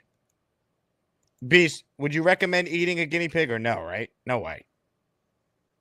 Mother freaking Chew, are you on crack cocaine, butthead? I think you need to go back to school and get your eyes fixed, sonny boy. Go down to the nearest ENT, and I'm going to tell you what Paulie Walnuts once said. Here's your ENT card. Go get your hearing checked while you're at it, dummy. Guinea pigs are prey animals. Birds, they're also outside animals. Squirrels, outside animals. Puppies, dogs, cats, they're all animals. Stop being so narcissist. I don't like people who want to, think, guinea pig. Shut up. Enough's enough with everybody. I don't eat guinea pigs. I have a guinea pig. He's my little boy, and that's the way it's gonna go. That's enough said. I'm not gonna be long on this show, Jake, because Mr. Castro, you're making me wanna, you know what? And I'm not even gonna start with you today because my laundry's way more important than you. And I'm talking everything. My time.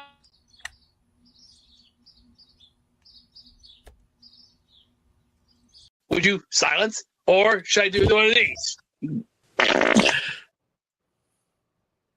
And we're back. A couple super chats here. WD, feel bad for JT. Got to be crushing. I wanted Milrow on the draft. Jets should have 2 I already read this one. Why did this pop up now?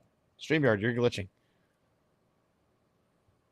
Big fella, I have no idea about this restaurant that cooks guinea pig, but I can promise you Beast Breaker will not be going.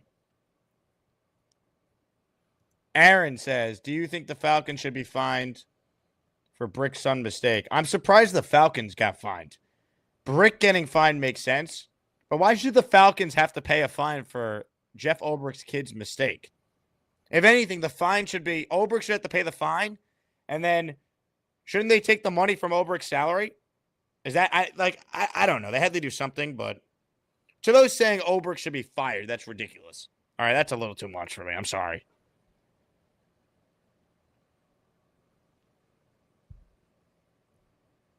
My friend Mike Meltzer had a good tweet about this Ulbricht stuff. Let me pull it up for you guys. Mike's a Jet fan. We've had him on the show before. He hosts for Mad Dog Radio on Sirius.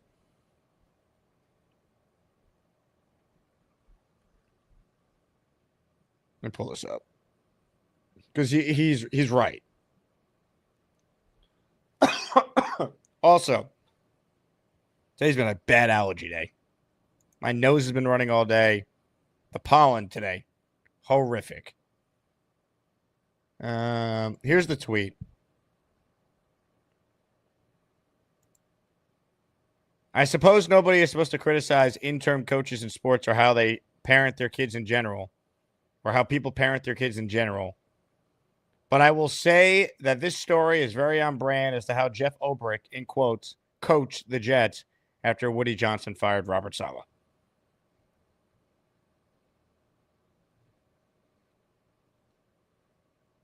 Garrett, they need to look at the tape. Yeah, I'm sure. God, Ulbricht was so bad, man. He was worse than Gase. Now, Gase was the full-time head coach. Ulbricht was the interim. That was the worst coaching job I've ever seen. I thought Gase in 2020 was the worst. This was the worst. Because this Jets team actually had talent. The 2020 team didn't have much. I mean, it was a bad roster, man.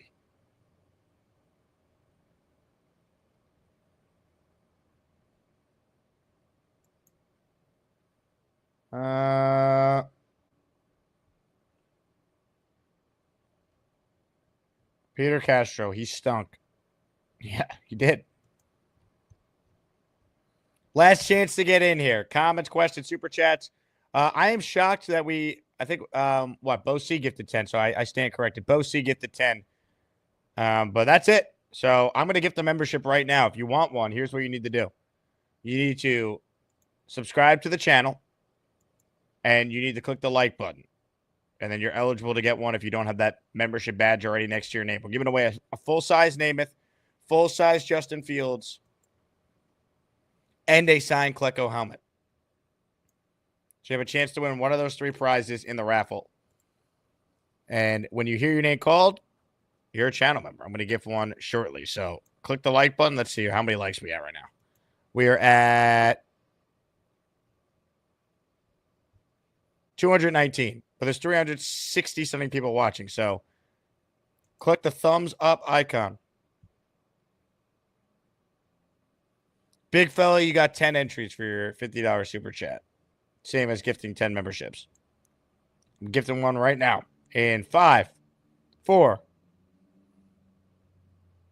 3, 2, 1, go. Boom. Membership officially gifted. If you hear your name called, you are a channel member.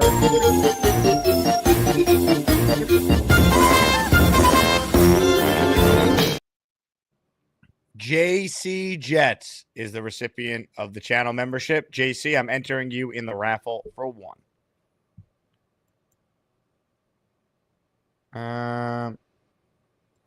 Peter Castro says, what happened to Bobby, Jake? I don't know. He might be boycotting the show again, Peter. I don't know. He hasn't called in.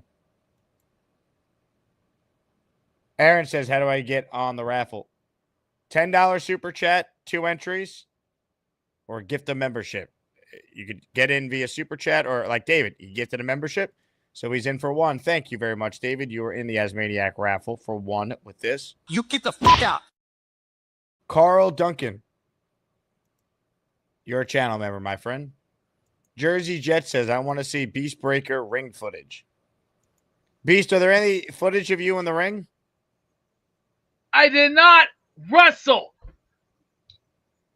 I only was an announcer. I did it for 8 years. I got 3 awards in that category. I did it from 11, 12, and 13, and also for many of the other years, I also suffered the ear infection that cost me, a couple of years off. But that's okay because I came back and I did many other different things. So to everybody, Wait a second. I'm not a wrestler. Beast, I'm an question for announcer. you. Question for you. An ear infection cost you your job as a ring announcer? Yes, they put me on a commission, and it was really bad. I couldn't even hear for almost a while. They put me on so many different pills. Oh, there's one question, Mr. Jake. Somebody posted something up here. This guy Friday Jones saying Beast loves Beasley. No, you're incomplete, Friday Jones. You know what you just did? You just sent yourself a one-way ticket to you know where. I'm about to show it to you right now. Now look here, Friday Jones. No more protection from the Asmaniacs. Had to pull you out of the chat and cast you down with the sodomite. Sometime down here, you'll be feeling like you've been ran over by the lane train. You understand me? You catch my drift? Give him 24 hours to think about it.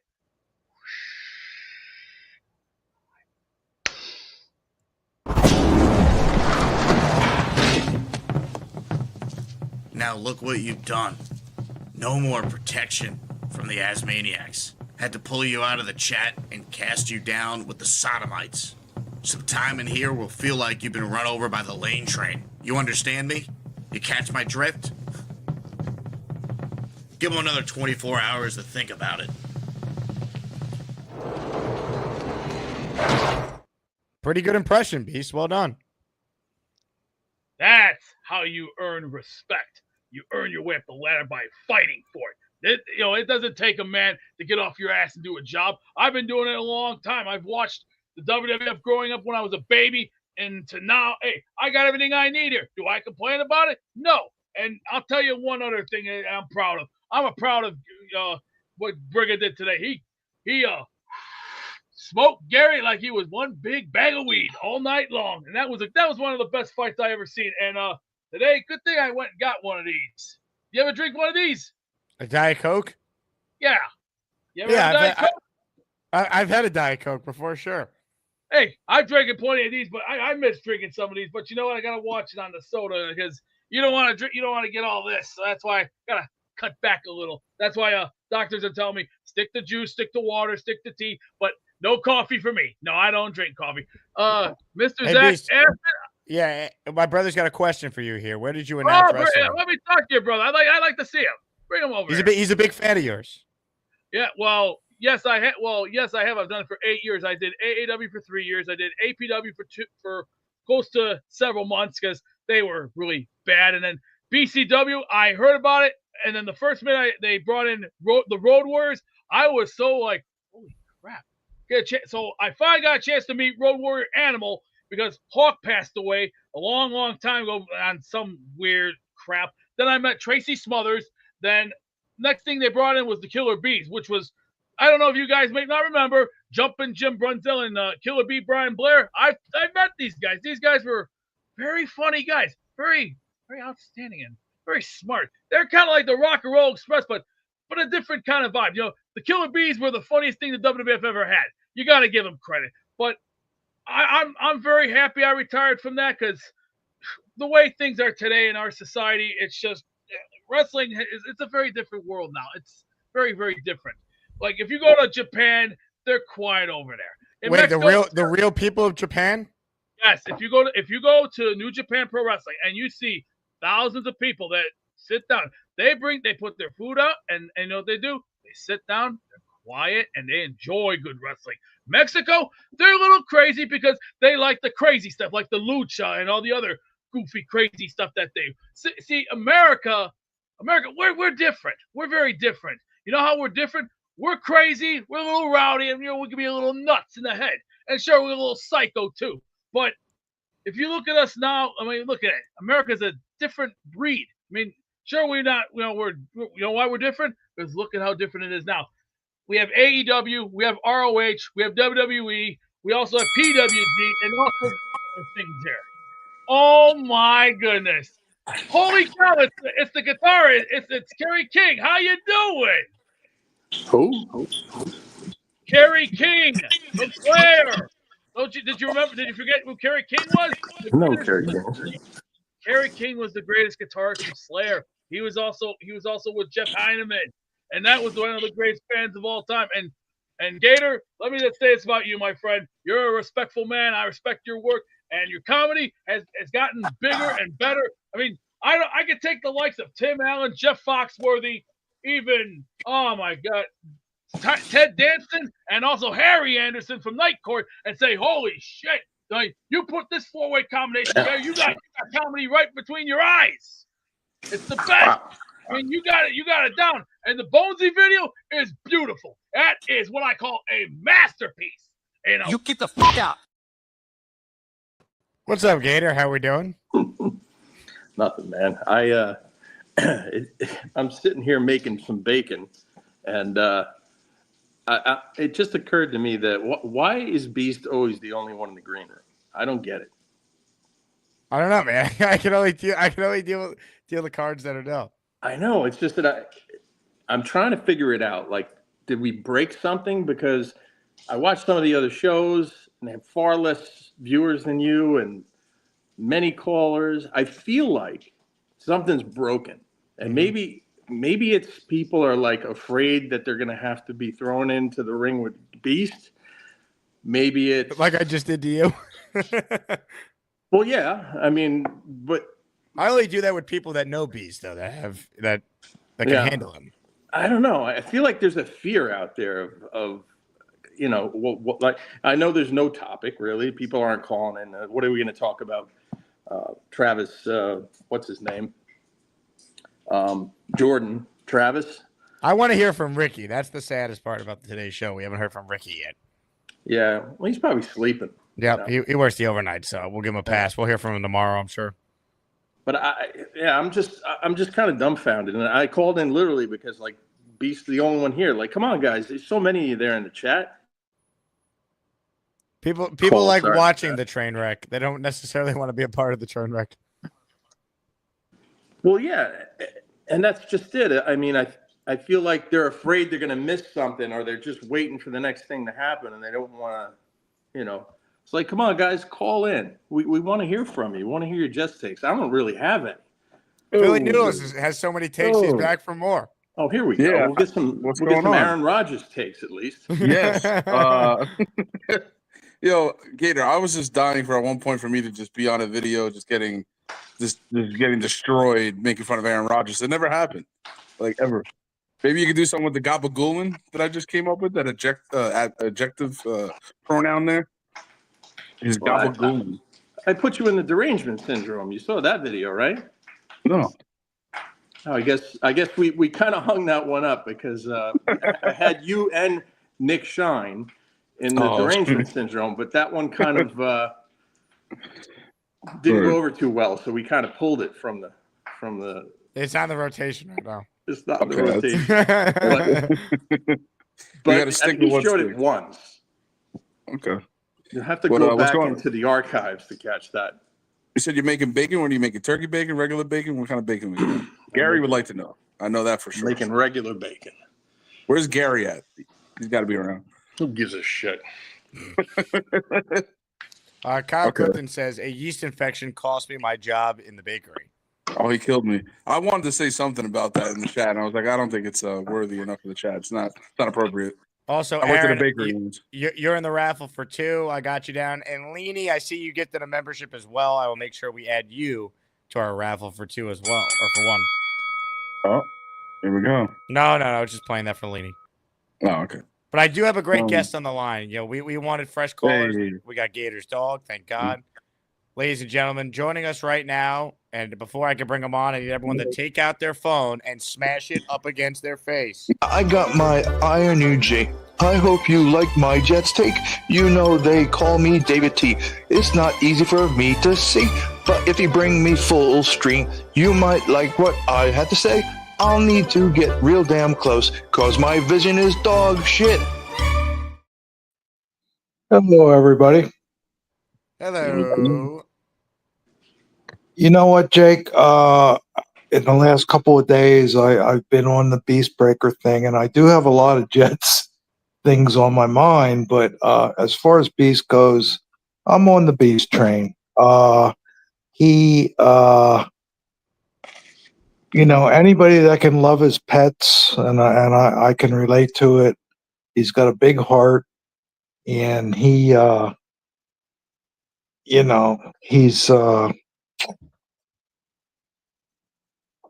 is a good guy. Thanks, David Hi, T. Beast. Hi, Beast. How you doing there, Santa Claus? Hey, thank you. Ho, ho, ho. Hey, Beast, I got a question, not a question, but a statement for you. I have a friend up in Pennsylvania that's taken me to wrestling matches for a long, long time. And this coming September, we're going to a wrestling match, and I've been to one before. It's like an outdoor venue, the Tournament of Death, it's called. Okay, And what is it like CZW or something? Very strange and weird because I've seen yes. CZW. I've seen that before. It's a little Yeah, it's a little off the wall, for your a little off the wall. Hold on Pardon one me. second. Hold on 1 second. Mr. Joshua War, excuse me, you don't talk about my daughter, and it's none of your damn business. Now take a walk and get out of here, and don't you ever talk about my daughter. Now get out of here and scram, jerk off. Now your question, Mr. David T. Go ahead, please talk. Yeah, the Tournament of Death. I've been to it before, outdoor venue, and I think it's a little different from your professionalism, but they do the light bulbs and hit each other over the head with chairs and all that kind of stuff. Not stuff. That's stuff that'll make my stomach whirl because I'm not into that kind of crazy. Now that's a little way off the rails for me. Yeah, Okay. no, I understand, Beast. ECW never did anything that super crazy. Like, okay, sure, barbed wire, barbed wire baseball bats, the steel chairs, and all the other stuff. That was ECW. But CZW, that's a little a little off the wall there. Not my kind of type. Okay, in Japan, there was another organization before CZW. It's called FMW. Are you not familiar with FMW? No, sir. Check them out. I've seen FMW before, and I'll tell you, it's a little more nuts than what you see here in the USA. The USA is a little goofy. Sure, CZW has the crazy wiring and the light bulbs and the crazy people hitting each other with glass and crazy stuff happening.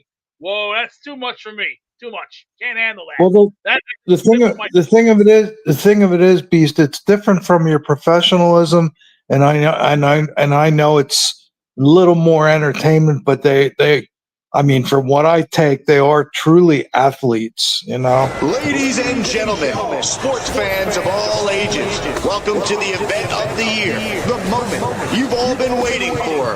This is the Asmaniac Rumble. So I thought I was kicked off the show for the day. What up, Philly Noodles? I don't know, bro. What's going on? Listen, you know what? First off, let's get something straight. Your Nostradamus takes with Jordan Travis and other players have been to fruition. I give you that, my guy. You know your sports. Okay. But now let's get back to, I may feel the same way you do, where the lunar landing, I don't believe people landed on it, but that's just a belief. Now, I'd have to come up with concrete evidence to prove that something that the world perceives as fact, which is written in law and in books, right? It's a thing. It's not like lots of things are written in books. Look, yes, I know.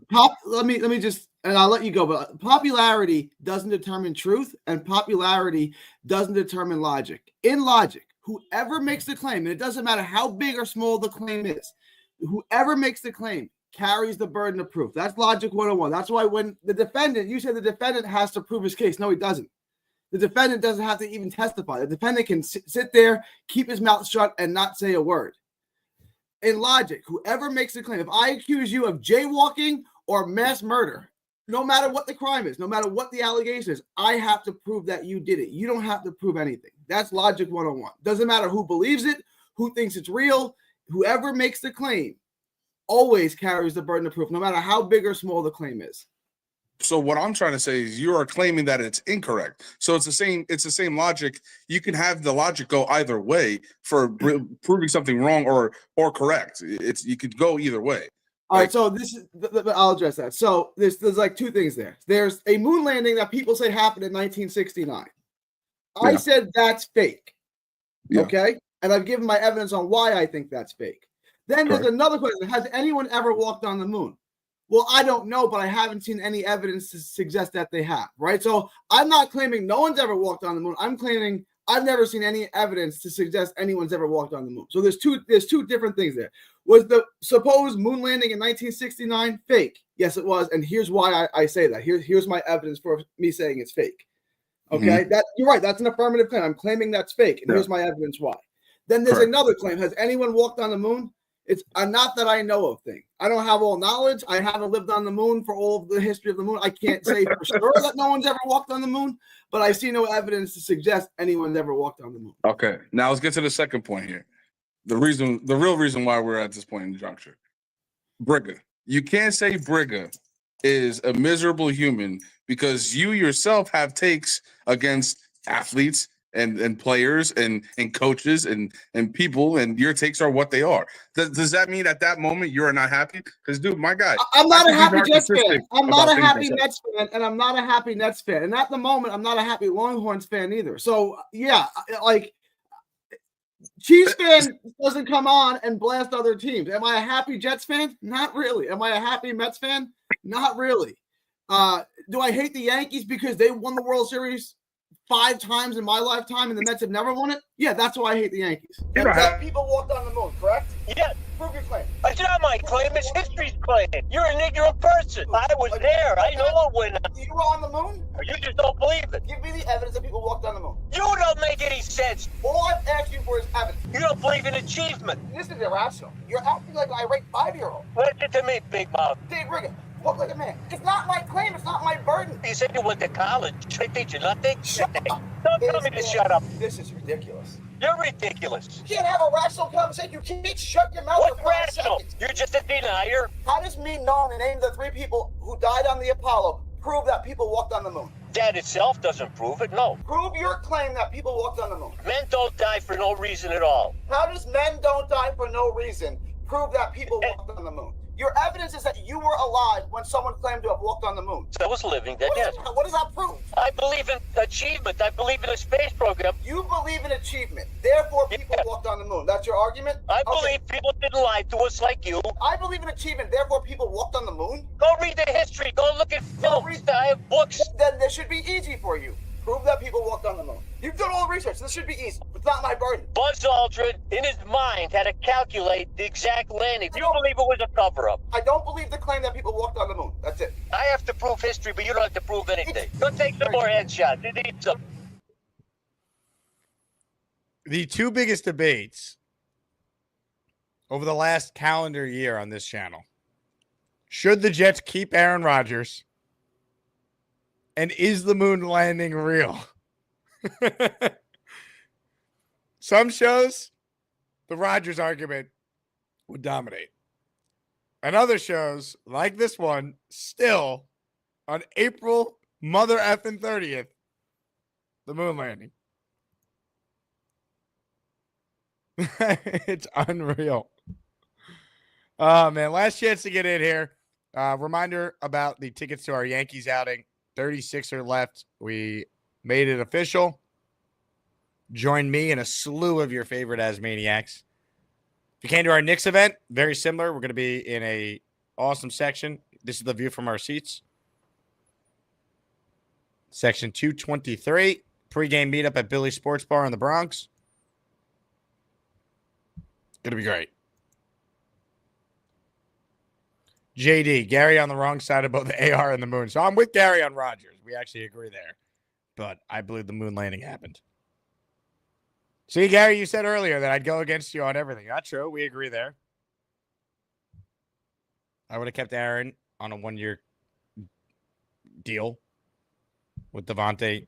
I had some caveats, but yeah, I think Gary and I were similar in some of that too. Cactus Johnny, over under the amount of burner accounts Gary used to vote for himself in the poll. I actually don't think Gary needed to create that many burner accounts. Now, he does have multiple YouTube accounts. He's got like his boxing account, the Nets account. But we'll see.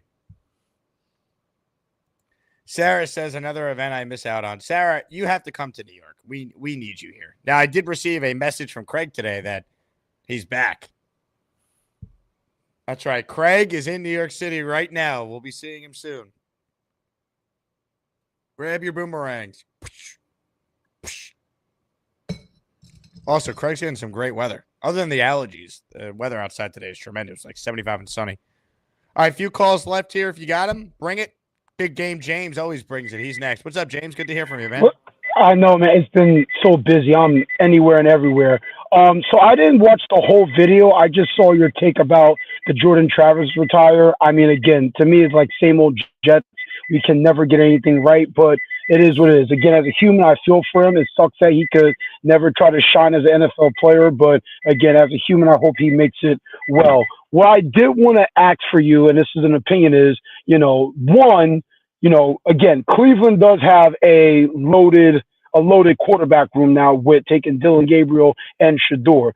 Based upon scouting from their training camp, do you think the Jets might be in play to maybe try to get one of those quarterbacks from the room, depending if obviously this UDFA quarterback doesn't make it out? Or like you said before, I did hear about Tommy Cutlets. That could be an option as well, because I feel like we should get a third quarterback in the room, Jeff. Did we lose you, James? I don't think the Jets would trade for any of the Browns rookies. Definitely not Shador. And Gabriel, they could have had Gabriel if they wanted him. They passed on him. I think the Jets are going to add another camp arm. Maybe it's just Brady Cook if they like him enough. Is Adrian Martinez still on the practice squad? Maybe he's in play. I wouldn't count on the Jets trading anything, though, for one of Cleveland's quarterbacks, because they could have had Shador if they wanted. I don't know. I think the Jets, knowing what we know now, they should have drafted a quarterback on day 3. I said it in the monologue at the start of the show.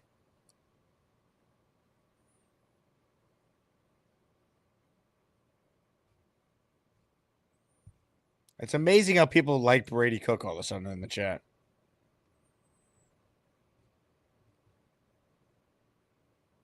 Michael says, who's the next Islander GM going to be? I have no idea, to be honest with you, Michael. Do I think Waz is going to be retained? I don't believe he would be. Because, right, if you're a GM, wouldn't you want to hire your own coach? I actually think Patrick Waz is a pretty good coach, though. Give him a chance to coach a team as long as him and the GM are on the same page. I don't think him and Lou are on the same page with the roster at the end.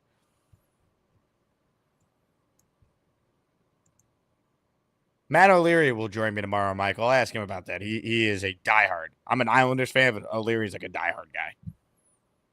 The Islanders are my 4th team. It's Jets, Yankees, Knicks.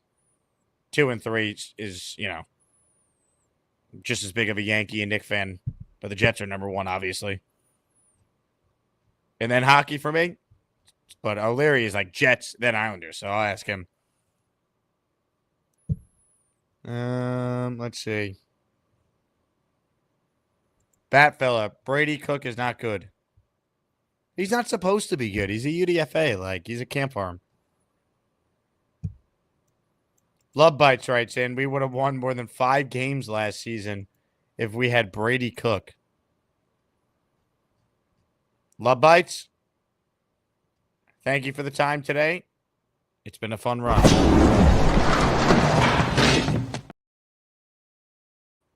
Just kidding. But I will play you this. Just shut the fuck up. I did not ask for the dumb opinion that came out of your ass, so shut the fuck up. Boomtown says, all Islanders fans, welcome to the Senators bandwagon. 2 more wins and we send Tavares to the golf course. Boom. You know where my allegiance is. Go Sens, go.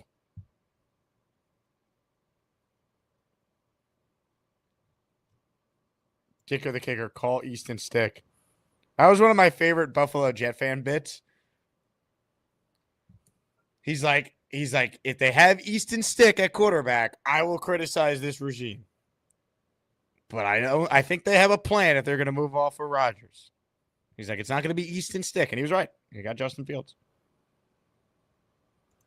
James says, did you watch Brady Cook films? I did after the Jets picked him up. He played good. Okay, go watch Adrian Martinez film or Jordan Travis film. These guys got drafted. They all have some talent. Now, Cook didn't, but there's a reason these guys went undrafted. I'm just saying. Like, I'm not banking on Brady Cook to be the long-term answer for the Jets.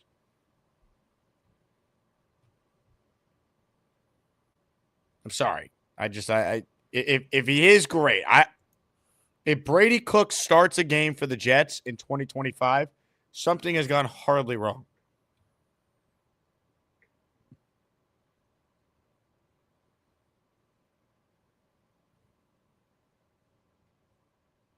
Man.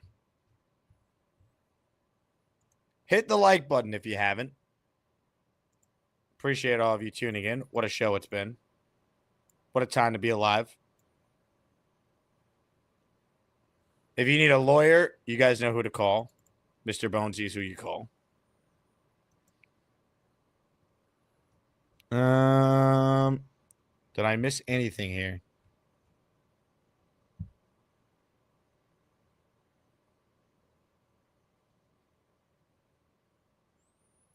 Cactus Johnny, better chance Arian Smith ends up being a Hall of Famer than Brady Cook making more than 10 career starts. As sad as that is, you're right. You're actually right about that. The odds are Arian Smith, like just based on the odds, right? It's more likely a 4th-round pick becomes a Hall of Famer than a UDFA makes 10 starts in the NFL at quarterback. If it was a different position, it would be different. But if you're just looking at the stats, there are more Hall of Famers who were picked in the 4th round than there are UDFA quarterbacks who make 10 career starts in the NFL. Now, Love Bite says both will be in the Hall of Fame. Wouldn't that be nice? That's why the Jets got rid of 2 Hall of Famers. They got rid of Rodgers. They got rid of Devontae because they know Brady Cook and Arian Smith are going to replace them on Hall of Fame pedigree. Now we figured out what Muji and Glenn were doing. Love Bites, you were brilliant, my friend. Nailed it. Ladies and gentlemen, Beast is giving me the wave. He's replaced Bobby Midnight as the guy on hold waving to come on. Beast, yes, go ahead. Make it quick, Beast. This is my daughter with me in 2021. I met her, and to the Joshua R., this is my daughter right here with me. So the next time you talk and you say a disgusting comment like that, you will be sent to the hole big time. He stinks. So no more. Just giving you a warning. Heads up warning. Don't do it again or you will face the consequences. Bottom line. Enough said. Close it out, Jake. This is your show. You close it out. All right, Beast. I'm going to close it out, baby. But first, we go to commercial.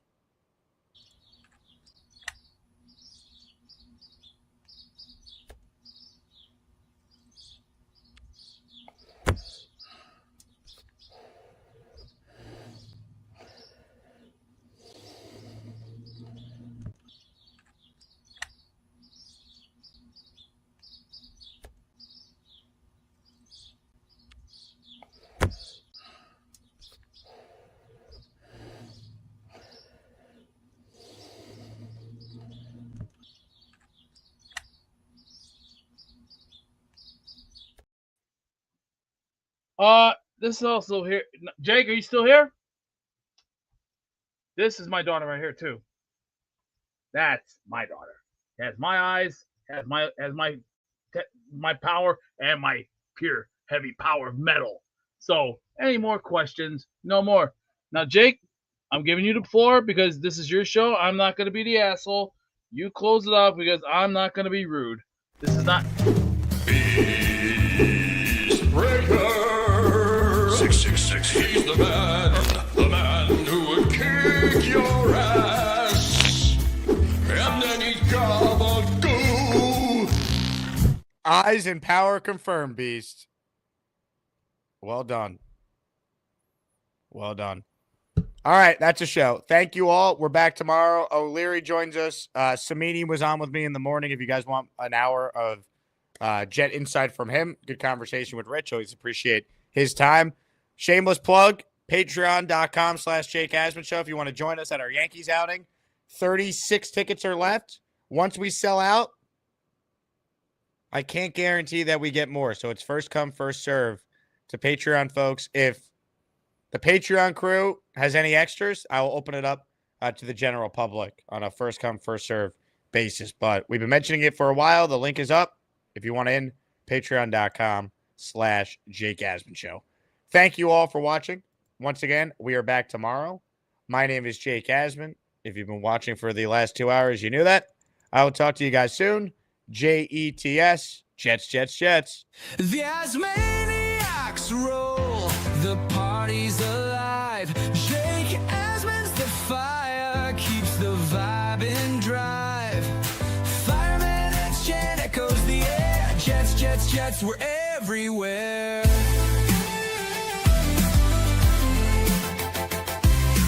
Let's go Jets, we're loud and wild. Born to cheer since we were a child. The green's so bright, we're never confined. Asmaniacs forever united we find.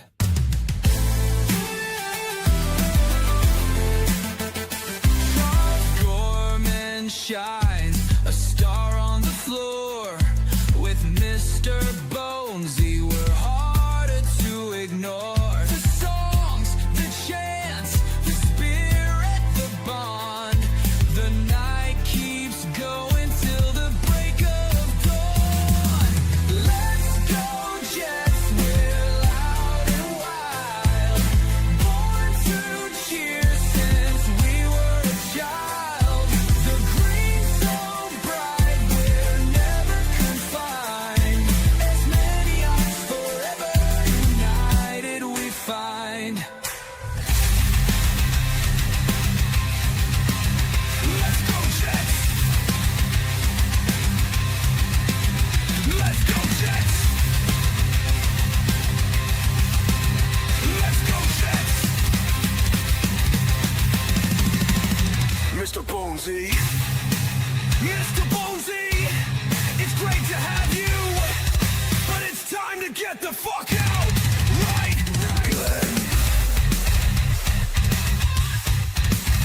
Aaron Glenn.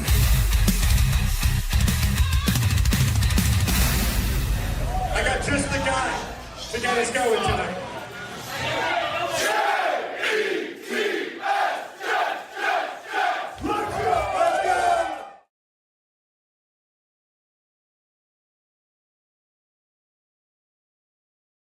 Are you an actual lawyer or what, man? Yeah, I am a lawyer. If